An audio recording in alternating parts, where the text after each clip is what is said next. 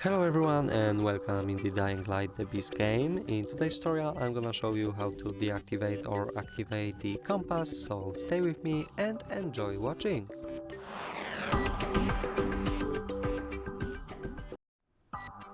At first we have to open the settings, and to do it we have to press the O button on your keyboard or move it here to options, and now switch to the HUD over here, and as the first option you will see compass.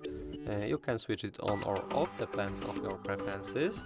If you switch off this option, then all of the activities, objectives and current locations type, like I don't know, save zones and objective area, UV light, you won't see it on the top center of the HUD where the compass is displayed. This game will be harder for you, but if you played this game and you like I don't know, challenges, then you can switch off compass and it will be completely fine, I guess. That would be all for this video. Hope you like it. Leave a comment and subscribe to our YouTube channel. Goodbye.